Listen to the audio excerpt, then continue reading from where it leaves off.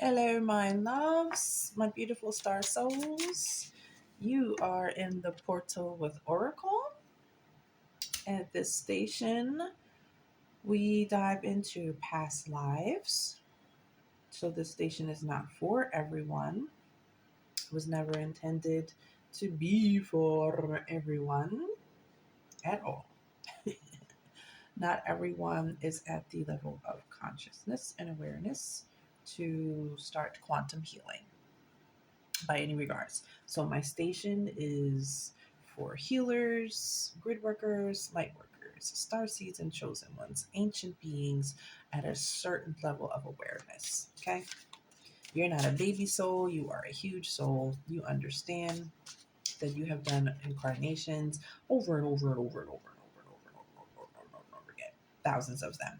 And you also understand that at some point of the healing process, or you're beginning to understand that these cycles of energy are no joke. And you're ready to stop cycling them over and over again. You're ready to jump into 5D, where that crystal grid, that grid is being developed now, like in your meditations and so forth. To crystallize it and bring it to your physical, you have to be vibrating high enough to get to that point. So let's see who this is going to be for today. You are encouraged to, with the link in my bio, to book your own so that I can specifically read for your energy. And when you book, it will be your first name and the city that you give me right here. Okay. And you will know that the video is for you. That's how those work. You can also purchase your very own copy of People, Places, and Things Past Life Healing, the Oracle deck that I created amongst my many years of serving the divine. I do not serve the collective. Let's be clear on that. Okay. My years of serving the collective were far, far, far long ago. Long ago. All right, so let's see what's going on. First, we do a general look-see. I've already opened the portal. High vibrational beings only. Now, the past life that we pull, that's not going to be a high vibrational experience. This is a traumatic experience that is still stuck like a flag in your DNA because it has not been transmuted or alchemized. And so that energy keeps cycling back through your chakras in the form of different faces and places and things. So let's see. Stop. Why? First out the gate, check that out. Jeebus. Jeebus. Okay. Okay. Skilled trade. Something that you or the other person was very good at. A writer, author, or scribe. So you may be very into journaling and or I don't know if you've necessarily published yet, but you probably have written enough things to publish. Persian empires. So that's one of the timelines that we are talking about today. Ooh, scientist. The discovery of things. Interesting. Mythical creature is in the building. Okay. You could have a connection with unicorns and or dragons and all things mythical. Check this out. A hidden enemy. Mother sucker. And another timeline, the 1700s. Way ago. So the two timelines so far that are represented here for you and this twin scenario are the Persian Empire and the 1700s. So I'm going to get a few. Whoa. And then I'm going to take a moment to travel. And then I'm going to come back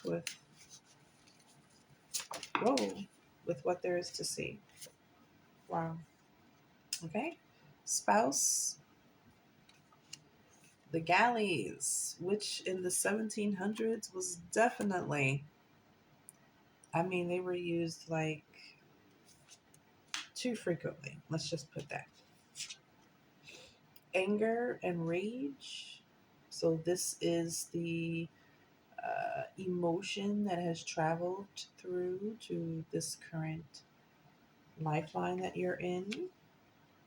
Oh, wow. Karma. Interesting. So, there was decisions that were made out of anger back here in these days that still lingers. Check this out. Galactic Federation. So, like I said, you are, I don't, I know who I am, but I don't know if you know that you are. Okay, Starseed, like you are in the council. Agreed to come back. Welcome. Like I said, look at this. You're in the council. Starseed, Ancient One, and Time Traveler. Like, come on. So, if you can transmute this anger and rage, then you do wonders for the crystal grid, for Earth's ascension, because your energy is more magnanimous, okay, than half the population. Okay, that's why the station isn't for everyone. It's for the heavy hitters. So I will pause and be right back with more expounding of this lifeline. Wow.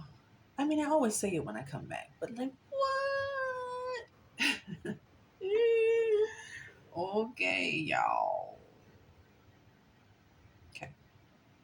So, in addition to the Persian Empire, the 1700s, which is really the focal point of this life, Atlantis also made itself present. So, you were in Atlantis as well, confirming your suspicions. Now, here's what happened. And I can see why there would be, oh, yes. I can see why there would be anger and rage, Lord of mercy, to be transmuted this lifeline. You may be so positive of a person that you refuse to even acknowledge your anger and rage, which is an imbalance for your auric field, something I learned many moons ago. Not that many, but many moons ago.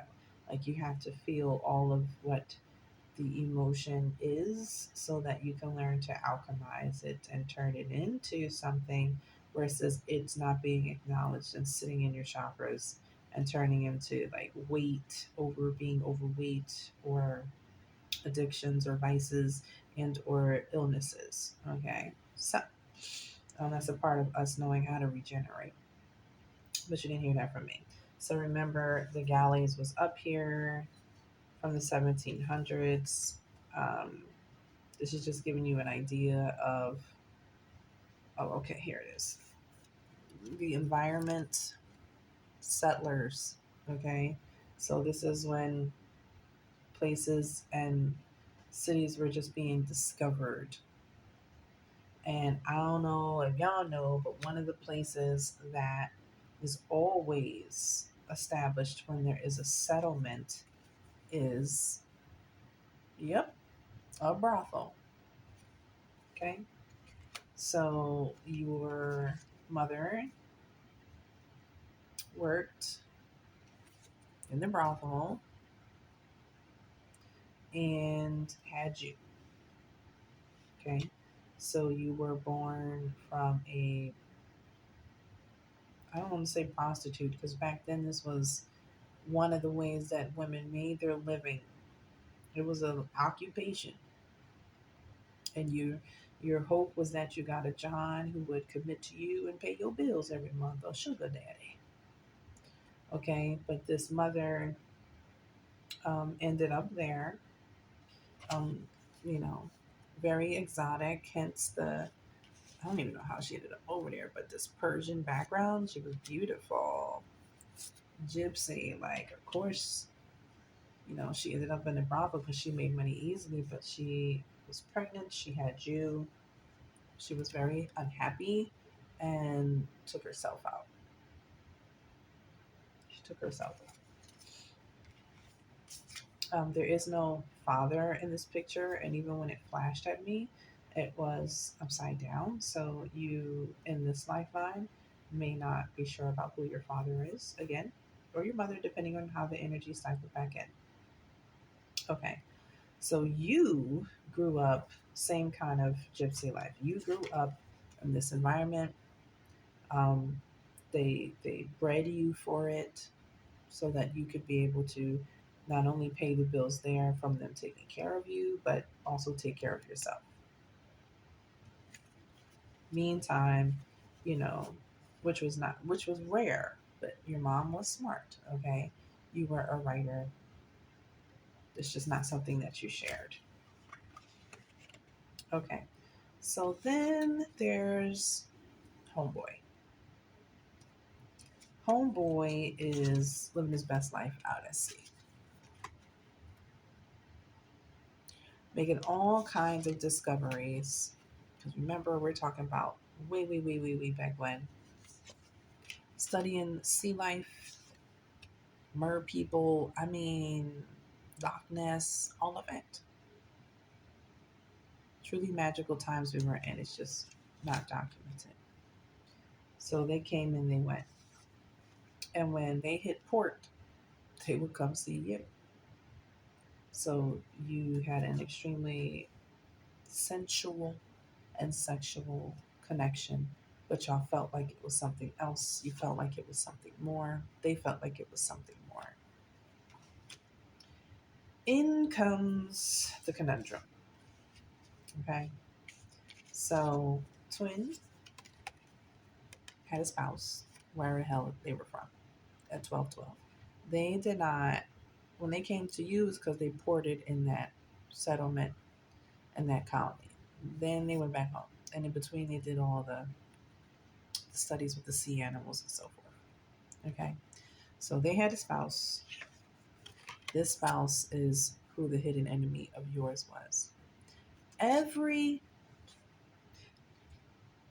every spouse back then who had a husband on the seas knew. Okay, it wasn't even a question.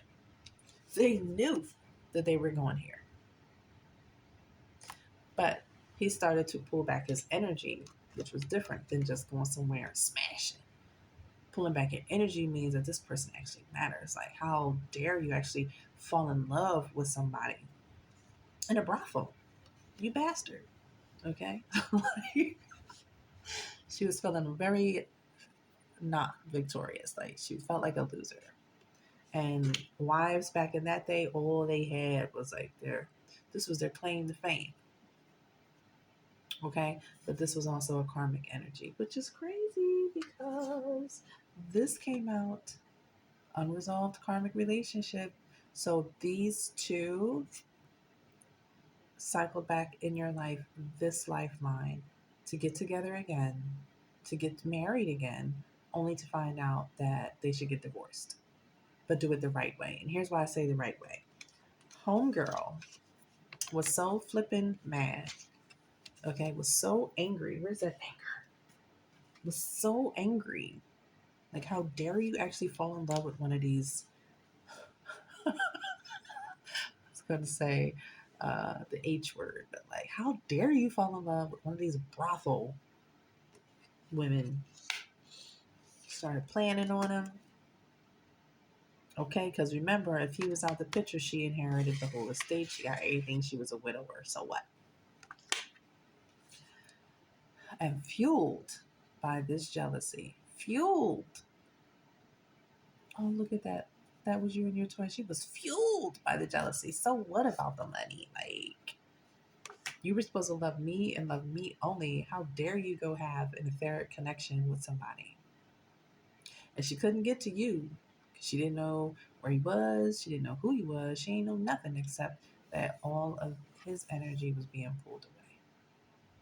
So instead of making the decision to divorce, which would jeopardize her status in society. This would jeopardize her, every wife hoped that the husband would die first and that she would inherit, or that the children would inherit. Like, that's what the game was. Okay.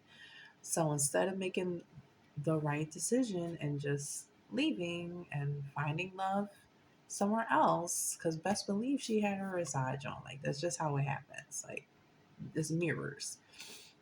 But the side John probably had no status. Okay, like, it's still a mirror.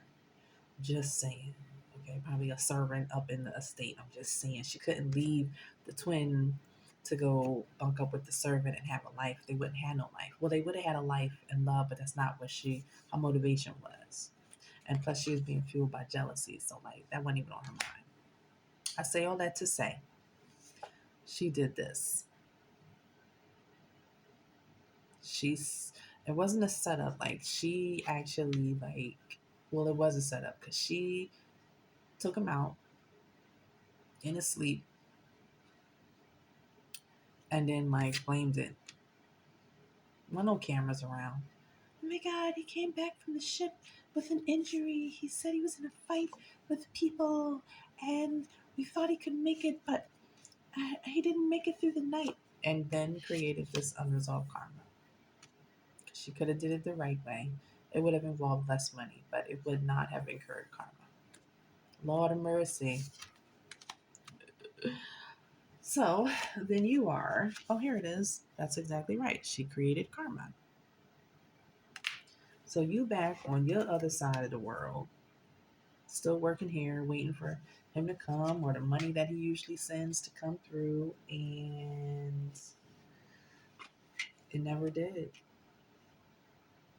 which then creates this hurt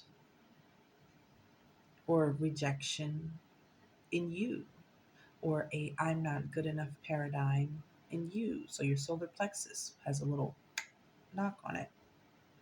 Hence why in this lifeline, you could very well have been through lessons through your relationships where they were all karmic lessons, but it was always, I'm the shit. Like, why am I not good enough for this person? Why did they not stay faithful? Why did this person not stay faithful? And it didn't have nothing to do with you. It had everything to do with them and the insecurities about being with you, but you interpreted this as I'm not good enough. Crazy. All stemming from that overlying energy that came through your DNA through this avatar of the I'm not good enough because he never came back to me. He dropped me. He never said a word. Little do you know, he was 10 feet under. Okay, because his spouse created some unresolved karma because she was angry and jealous and planned the whole thing, and she was your hidden enemy. You never knew it. Never knew it. So that's how karma works. It must be because Earth and Gaia is ascending, all of this entanglement of energy has to detangle. And it happens by presenting us with the same options, different faces, same souls to see if we will make different, excuse me, different choices. Okay, and that's crazy because you definitely you're making some different choices, but in that lifeline, just to let you know, you lived till an old age, and you went into your dharma, which means you eventually, wow, I just saw owned a brothel, which means you had money and you did not allow another person to get close to your heart. So your dharma at that time was about money. Your dharma about in this lifeline is about love and being with your twin. Okay. You had some fear to work through because you didn't know what happened, but you felt what happened with your twin. So you were kind of always on edge about if somebody was after you, but that's because you felt what happened to your twin without actually seeing it. Isn't that crazy, y'all? So let's see the Akashic message. Oh my goodness. Aww. So fated meeting was in reverse.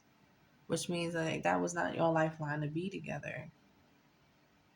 And this lifeline, you may have both incarnated again together. You may have been shit. If that's your twin, you didn't already done some jumping in and out. What is it called? You've been in separation and back together, and separation and back together.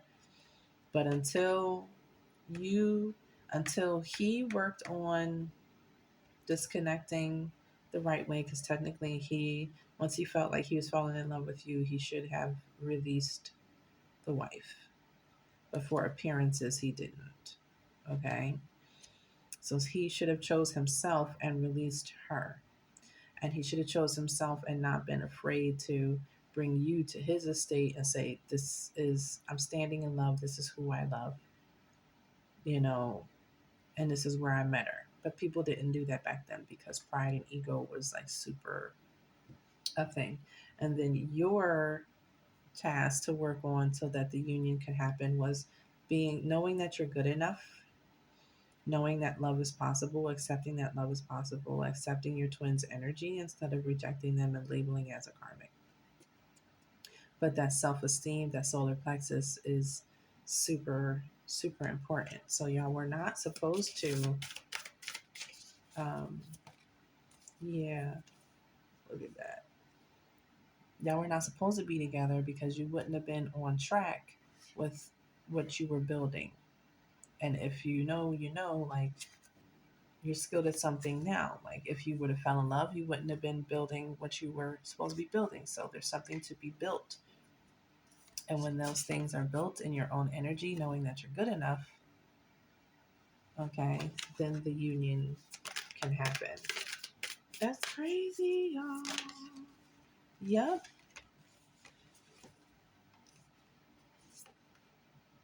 Yeah. So take some time. You see that shining? That yellow? Take some time and move into your I'm good enough, even if you have done some work already with your healing. Invite in some citrine, um, and be prepared to have souls who don't belong around you, who are not divine. They're going to fall away. And oh my God, yes, team winning. That is how you release karma. Look at this, the karmic trench. No more digging karma. Like your karma is released and you get to reset.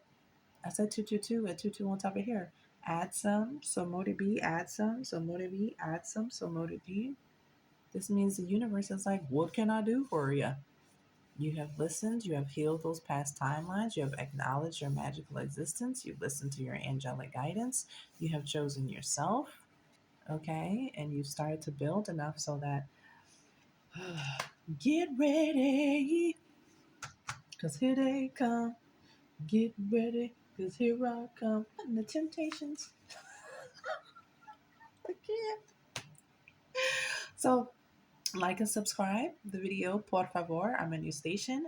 When I get to 50 subscribers, I'm going to put all of them in a hat and somebody will win a free past life session. And like I said, invest in yourself. Go ahead and book me. Or tell someone else about me so they can book me. It's all love. It is divine healing that's taking place now. Okay, that's the only reason why I'm here. Only reason why I'm present on the frequency, because your goddess was building. Okay, I love you. I love you. I love you. See you next time.